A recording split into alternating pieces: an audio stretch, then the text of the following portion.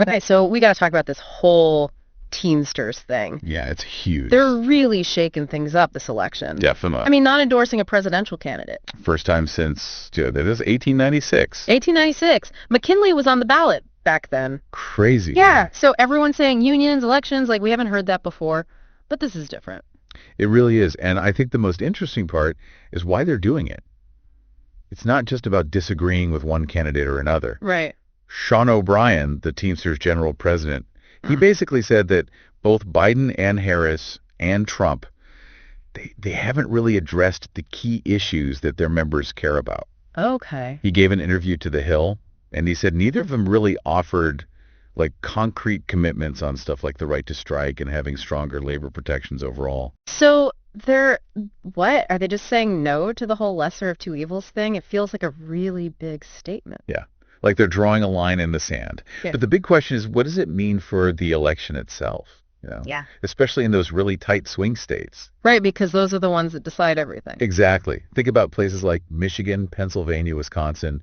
I mean, Biden barely won those back in 2020. Tiny margins. And those states, they've got big Teamsters populations. So whether they get those votes or not, it could be a huge deal. Makes you wonder who the members are even leaning towards if they're not going to back Biden. Right. Well, get this.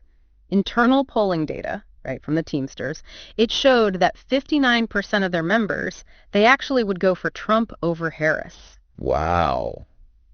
That's huge. Yeah. So it's more than just the leadership making some kind of strategic decision. You got to wonder, are they out of touch with their own people? Yeah. Or is this like a much bigger shift happening within the labor movement itself? It's hard to say. You said bigger shift. What do you mean by that? Well, one of the things O'Brien keeps talking about is the PRO Act. It's legislation that's all about strengthening unions, like really giving them more power to organize and fight for better conditions. Right.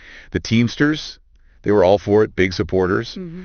But Biden hasn't really gotten behind it 100%. So it's like they're saying, listen, we're not just going to rubber stamp whoever you put in front of us. Right, exactly. This isn't a group that just falls in line. No, definitely not. I mean, they have a history of, ruffling some feathers. They've got a spine, that's for sure. They were led by Jimmy Hoffa, for crying out loud. Exactly. These guys know how to fight. And now you've got O'Brien saying endorsements, those aren't freebies. You got to earn those. Yeah. Makes you wonder if this is like a piece of a bigger strategy. Totally.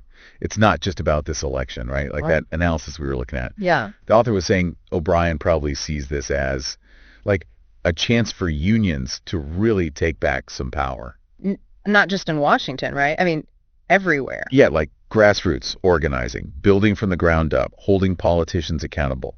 Whether they're Democrats or Republicans, it doesn't matter. So less about being best buddies with politicians and more about, mobilizing their people. It's like they're saying, we're not just a voting bloc anymore, we're a force. But it makes you think, if the Teamsters are moving away from the Democrats, who steps in? Right, right. Could the Republicans actually get a foothold with working class voters? That's the million-dollar question. The Republicans see this opening with that whole stat about the Teamsters leaning towards Trump. Yeah. But it's not a sure thing. Because what we're seeing is that the Teamsters, they're all about the issues right now. It's not about party loyalty. Exactly.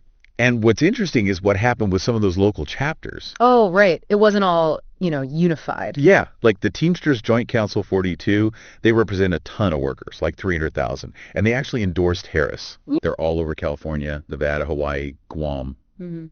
And for them, it was all about her stance on labor rights, workplace safety, healthcare, stuff like that. So how do you make sense of that? They went their own way. Well, it shows you that even within the larger strategy, there are these local concerns that might not always line up perfectly with what's happening nationally. It's kind of like they're trying to stick with what they know, but also trying to find a new path. It's a fascinating dynamic. So is this like a turning point for the Teamsters? It could be. Or even for organized labor as a whole? What should people be taking away from all of this? Well, the big thing is just pay attention to how it plays out. I mean, are you seeing like a whole new way that unions are doing politics? It's definitely possible. Like they're demanding more, not compromising, and really using their power, like we haven't seen in a long time. Yeah. And it makes you wonder about the Democrats, right? Totally. The relationship there with organized labor, it's always been so close. The Democrats need the unions. They do, but if this whole independence thing spreads, Yeah. The Democrats, they might have to rethink how they get those working class votes. Right. And what about the Republicans? If the Democrats have to work harder, are the Republicans going to try to get in there? It's going to be interesting to watch. They're already talking about that Teamster poll, Mm-hmm. right, with Trump. Right, right. But it's not a slam dunk for them either, because the Teamsters, they're all about the issues right now. Like, whoever's going to fight for them, that's who they want. So it's not so simple anymore. Not at all. This could really shake things up. We might see some unions sticking with the Democrats, some going their own way, maybe even some siding with the Republicans. Wow. Depending on the issue, like you said. Exactly. It's not about party loyalty so much anymore. So are the Teamsters the first domino to fall? Are we going to see others do the same? Like, what should we be watching for? Definitely keep an eye on how the other big unions react. Okay. Are they going to follow the Teamsters' lead and, make demands? Or are they going to stick with the old way of doing things? And it's not just the unions either. Right. The candidates, too. Exactly. Like, have to react to all this. Right. Are they going to change what they're saying to try to appeal to these voters? Or are they going to just, keep doing what they're doing? This is huge for unions. Could this be like the beginning of a comeback? More power? Maybe. Or maybe just makes them weaker, Yeah. more divided. It's like we said, we got to watch and see what happens. Exactly. It's going to be fascinating.